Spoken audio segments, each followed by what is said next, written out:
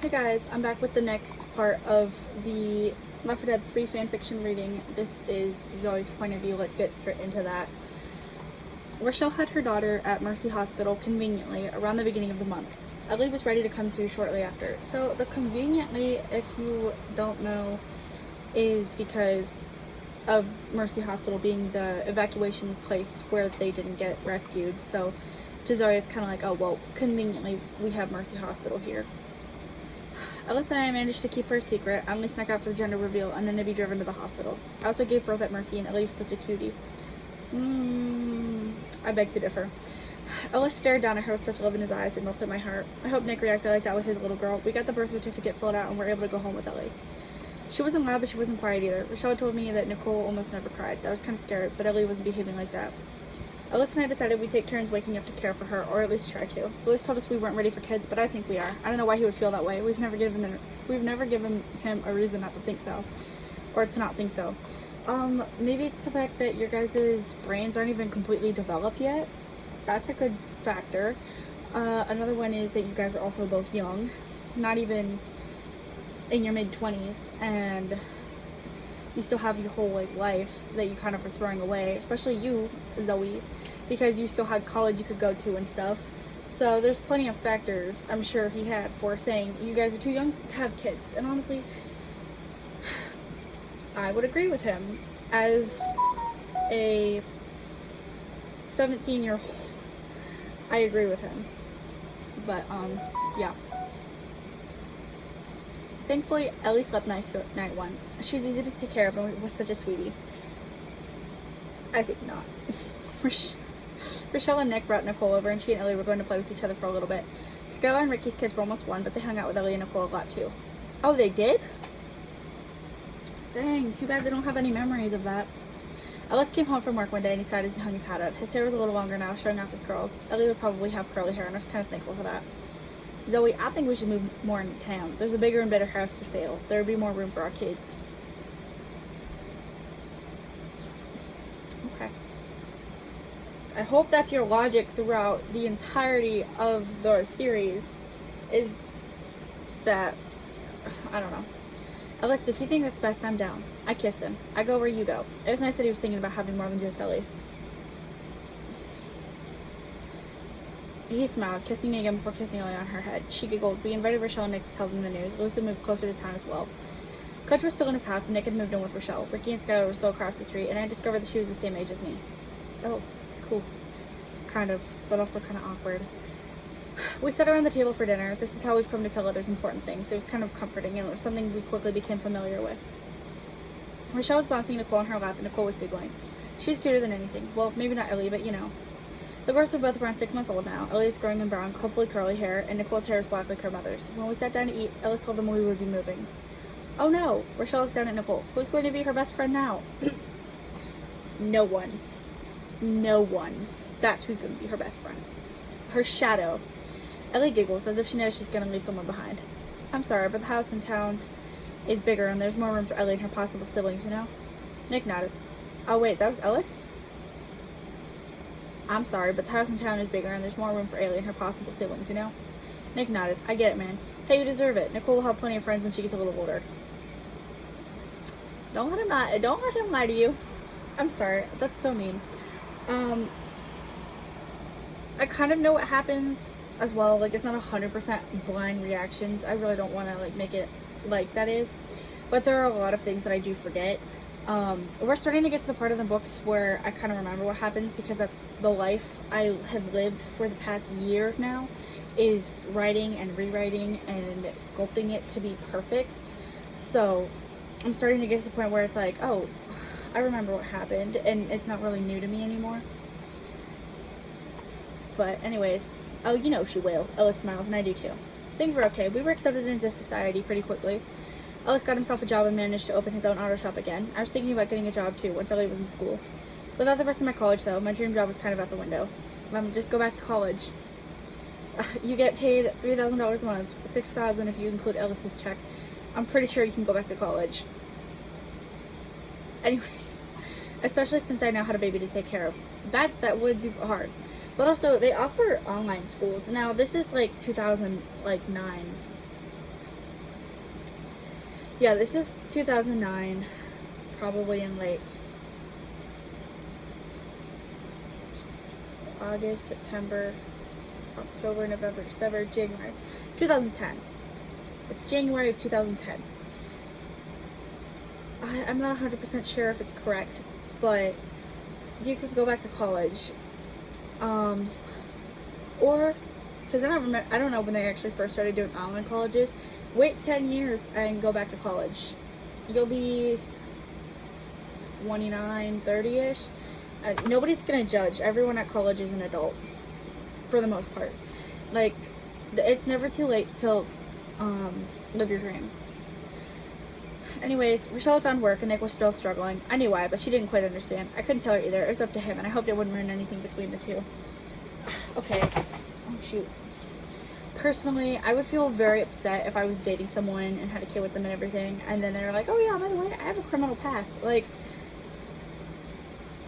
what? There's nothing wrong with that, because there's different levels of criminal, but I feel like you should just be very open with somebody you're in a relationship with. So Nick, hiding it, I'm not in support of. They were so happy, and it was weird to see just how oblivious she was. Dad once told me that there was a girl Nick had dated, making her fall for him and then leaving her when she professed her love. Oh. She was younger and she'd killed herself that night. Nick hadn't cared. Oh my god. He said it wasn't his problem, that she wasn't his type. Nick also had a bit of a history with cheating, but he hasn't cheated in a while from what I know. Well, that is shocking. That's news to me. What? I don't even remember who it would have been. Usually I keep like a list of people's exes in my stories. Not real life.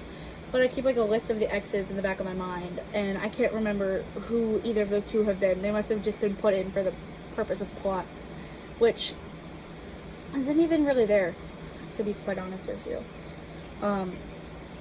After dinner, Alice and I head home packing so we can move into the new house. We were lucky to be able to afford almost anything at any time.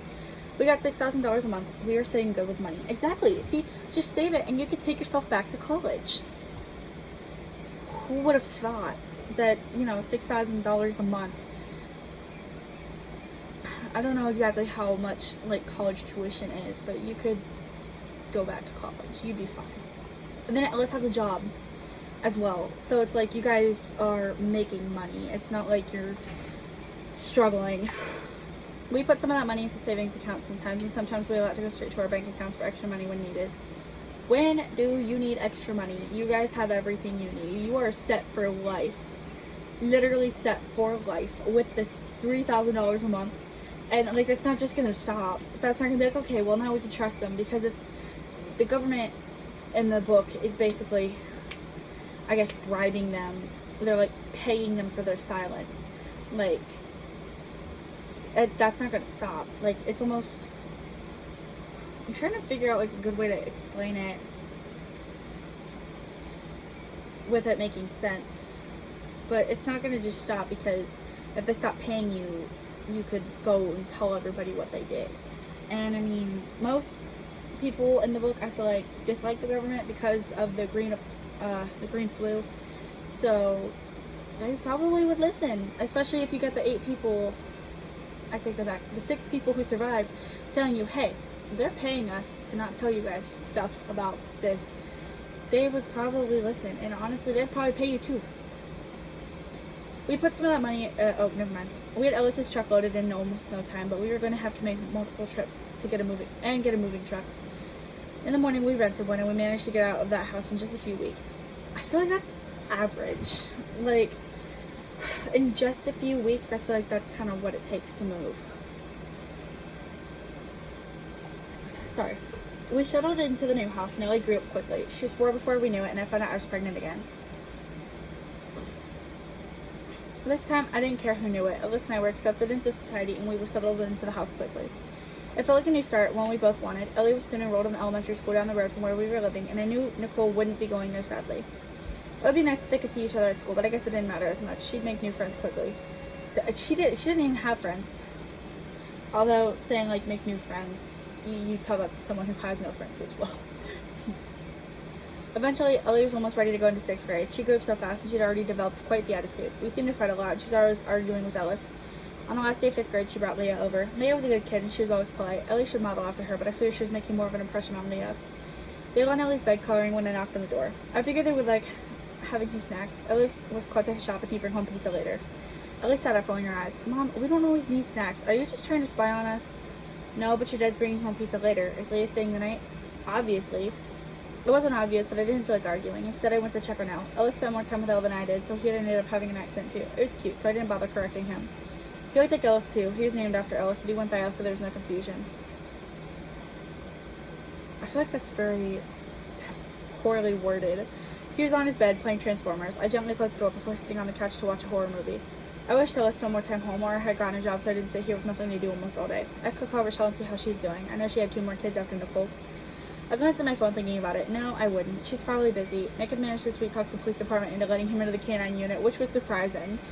I don't think that's even possible, but it was what my sister wanted, so you gotta give the people what they want. He painted the picture that the entire country was practically dead, and yet the knowledge that could get them further research and rescue more people. I mean, he's got a point there. Like, look, we're pretty much one of the only towns out there that have people living in it. You guys don't have a very good police force. You don't have a very big one. Why don't you overlook my past, which has petty crime, and allow me into the canine unit? Partially because he wants a dog, probably. But, I mean, the logic is good. It's there. Rochelle didn't know about his past still, and if she did, she didn't say anything. I eventually fell asleep, jumping at the sound of the door closing. It was Ellis, and he had pizza and wings. Sorry, Zoey, I didn't know you were sleeping. He smiled down at me, kissing my head before continuing into the kitchen and setting the pizza down. He called for the kids. It was a little late for dinner, at least. We ate, and the kids were sent to bed. Leah's mom wasn't the nicest, but she picked her daughter up early the next morning, almost immediately after breakfast. It was the summer heading into Ellie's 6th grade year, and Ellis was becoming stressed about driving back and forth to work. Zoey, he says while I was washing the dishes. I didn't want to argue, but I knew his tone suggesting he would fight with me over this. I remained silent, allowing him to continue. I think we should move back to the cul-de-sac. I think it'd be better for Ellie and Ale, and it's closer to my auto shop. Ellis, they have friends in that school. Ale don't. At least got one. They can still hang out. They won't be moving that far. It'd be easier on my gas, and they wouldn't have to wake up extra early anymore so they can get to school on time. I look over at him. I understand his point, but I didn't want to take them from any friends they did have. Did you not hear him? He said Elle has none, Ellie has one. And it's not like he's saying that they don't ever get to see their friend again. I feel like I'm going to pretend I have kids and I'm in their position. I would be like, I'd pick up their friend. Like, I'd pick Leah up and I could bring her home and then her and Ellie could hang out. And I'd take Leah home. Also, it would be a little bit creepy because Ellis is a man. And in times like these, it's really odd. And guys can't really do that, but like, I'm a woman, so that doesn't count. But, I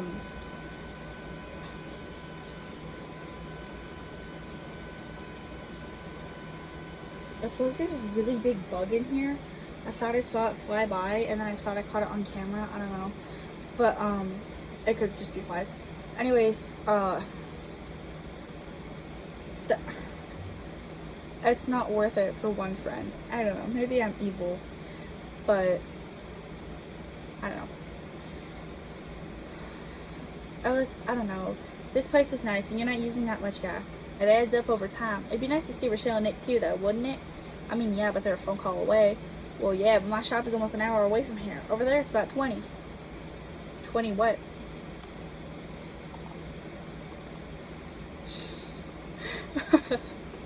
That's really bad. It's supposed to be 20 minutes. But it looks like... Oh my god. That's really bad. I don't know, how would the kids feel? They might be mad at first, but they'd have to get over it. Okay, I remember. I had something in the back of my mind I wanted to say, and then I forgot about it, and then I forgot I wanted to say anything, but now it just kind of hit me again. I feel really bad because I feel like all of my characters in a relationship, they fight a lot, I feel like. And it's over dumb, petty stuff, but most of them I kind of like keep together, and it's like, okay, whatever, let's get through this. Some of them, though, I kind of actually consider, like, okay, maybe they should just get a divorce, and that would not end so well for me, because then I'd be a little bit sad, and then I'd just end up putting them back together, so I just keep them together, and they'll just have rough, bumpy relationship, because no relationship is perfect, and you're gonna argue, and I feel like there's a difference between arguing and fighting. I sigh. Sometimes we have to put ourselves above our kids. As if reading my mind, Ellis adds, I'd let her come see Leah, though. I'm not a fan of the girl. It wouldn't be a bad thing. They'd just not go to the same school. I finally looked at him. Fine, but I'm not telling them you are. He sighs, looking away. I know he didn't plan on telling them, but Elle would listen to him. Well, Elle would listen to me too, but Ellie would put up a fight. I'm not going to be on the receiving end of Ellie's attitude. I've dealt with it enough. I add, finishing during the last play before putting it away. I hope you understand. Ellis simply stares at me, and I know he's kind of mad. Not, I won't talk to you mad. It's more of a, I'm kind of uncomfortable type of mad. Fine, he finally says, coming further into the kitchen and wrapping an arm around me. I'll tell him tomorrow morning, and I'll call some moving trucks and stuff so we can get out of here and back there before the new school year. Ooh, a new kid at the beginning of the school year, it must be tough. I smell. Oh, and going into middle school, for Ellie, that's going to be really hard, because by middle school, kids are already kind of picking out their friends. Although I feel like moving in high school is probably the worst. I wouldn't know. I've never moved. I've been in the same house since I was in kindergarten, so I've literally lived here all my life. I love you, Ellis. I trust you're doing this for the best of us. Nah, I'm doing it for my gas. In this economy, I can't afford to be going back and forth. By now, it's like 2020-ish, so yeah, he really can't. No, that's wrong. No, that's right. Because they were born in 2009, so yeah, they'd be about 11 and 2020. And this economy, the economy of 2020, yeah, definitely you want to save that money for gas. And also, this was not written. I've literally been sitting here. I have not been walking, and I just reached my target amount of steps. That's cool, whatever. I think I should have reached it earlier, but it didn't pick up on that. What was I saying? 2020's economy was pretty bad. I mean, it still is. Everything's ridiculously priced. But, yeah, Ellis, save that gas. And also, this was written before 2020. Like, my whole fan fiction has been dwelling in the back of my mind since I was in 4th grade. And that was forever ago. We have a fascination with putting our characters in the future. Like, sorry, I knocked something over and I keep stepping on it and it's bothering me. We used to be obsessed. We, as in me and my sister, would play with the dolls and we would put them in like 2020 when the kids were all 11, 12, give or take a couple years. And they'd go through like middle school, high school, and that was like, we were living in like 2014, I want to say. No, that doesn't really sound right. Let's see, 2017-ish. So we would be living in like 2020 with the dolls. And then we took them when 2020 hit and stuff, and that was with all of the economic problems and COVID and all that. School was canceled. Not really canceled, but schools were closed, online schooling, all that fun stuff. Then we kind of moved out of that, and then now it was all, and then after that it was always in the like 2050, because that's when Nicole's kids and stuff were all, spoilers, she has kids eventually. That was when they were kind of alive. It was in like the 2050s and stuff. I think the kids graduated in 2036. So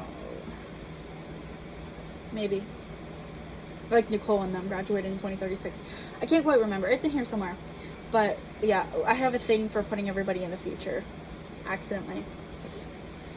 I kissed him and he smiles. I always try to do what's best for us. In the morning, Ellis made the announcement over breakfast. Ellie was livid, saying she would stay here. I live by myself, I don't care, she exclaimed, no longer eating. Ellie, come on, it'll be fun, I promise. You'll like it. There's more yard space. You like it there, there's more yard space. I'm gonna just take the there out. It doesn't need to be there.